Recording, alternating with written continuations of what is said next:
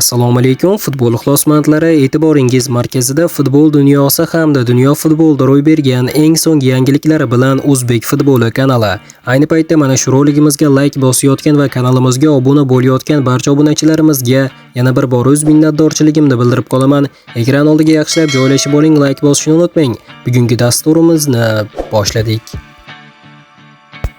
Endi Husanovga qiyin bo'ladi. Arsenal katta bosim qiladigan bo'ldi. 16-avgust kuni Angliya Premyer Ligasining amaldagi chempioni Arsenal va mamlakat kubogi sohibi Manchester City jamoalari Angliya Super Kubogi uchun o'zaro bahs olib boradi. Yangi mavsumning ilk rasmiy uchrashuvi mashhur Wembley stadionida emas, balki Cardiff shahridagi arenada bo'lib o'tadi.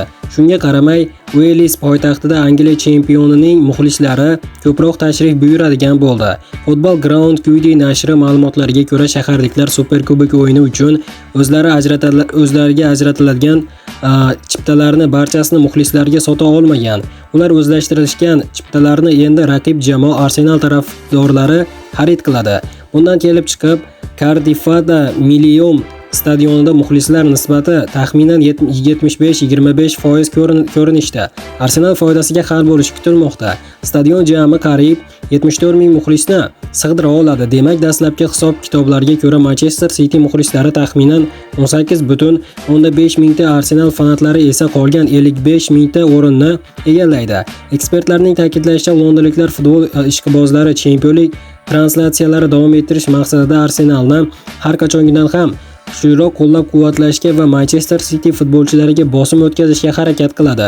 Qolaversa, o'tgan mavsumda Angliya Ligasi Kubogi finalida Manchester City futbolchilari Arsenalni 2-0 hisobida mag'lubiyatga uchratib, bosh sovringa ega chiqqan edi. Endi poytaxtliklar muxlislari konkiyorlar o'sha mag'lubiyat uchun revansh olishga yordam berishni maqsad qilgan. Bu galgi Angliya Super Kubogi uchrashuvi 2006-yildan buyon Millennium stadionida o'tkaziladigan birinchi holat bo'ldi. Bu yil uchrashuv Londondagi Wembleydan ko'chiriladi.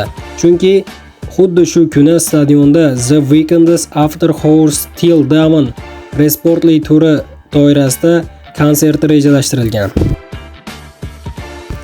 Bu paytda bo'lsa Eldor Shomurodov transferida ikkita to'siq bor. O'zbekiston milliy terma jamoasi sardori Eldor Shomurodov Turkiyaning eng qudratli klublaridan hisoblangan Trabzonspor nishonida turibdi. Bir necha manbalarga ko'ra, dengiz sohiblaridagi jamoa o'zbek hujumchisini olishni rejalashtirayotgani haqida ma'lumotlar chiqaryapti.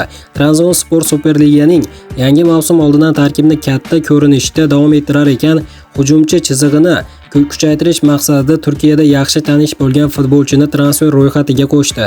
Manbalar Trabzonsporliklar Başakşehir safida to'p surayotgan 31 yoshli o'zbek hujumchisi Eldor Shomurodovga qiziqish bildirayotgani haqida xabarlar tarqalyapti.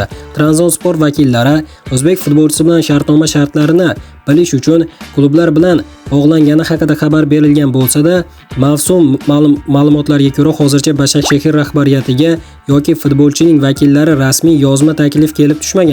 Ma'lum bo'lishicha, Trabzonspor hozirda hujumchi atrofidagi vaziyatni kuzatib, transfer imkoniyatini baholamoqda.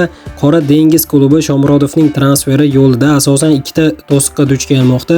Birinchidan, Romadan o'ynaydigan yulduzning transfer qiymati uning yillik xarajatlari klub talablari Trabzonspor byudjetida jiddiy yuk bo'ladi. Ikkinchidan, Turkiya Superligasida xorijliklar futbolchilar soniga qo'yilgan cheklov tobora qat'iy amal qilinayotgan legionerlar limiti tufayli Trabzonspor amaldagi tarkibdagi ketadigan futbolchilar nomi yakuniy tarzda aniqlanmagunicha rasmiy transferlarni amalga oshira olmaydi deb yozmoqda est.com sayti.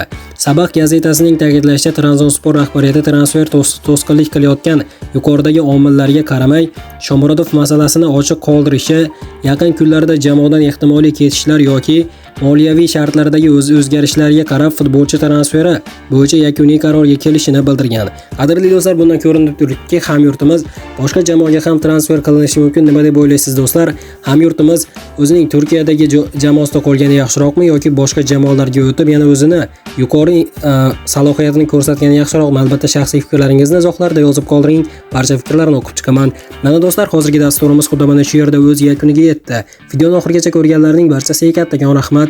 Video yoqqan bo'lsa like bosishni unutmang. Keyingi dasturlarimizda ko'rishguncha xayr, o'zingizni ehtiyot qiling. O'zbek futboli kanalimizdan uzoqlashmang. Tez orada ko'rishguncha do'stlar.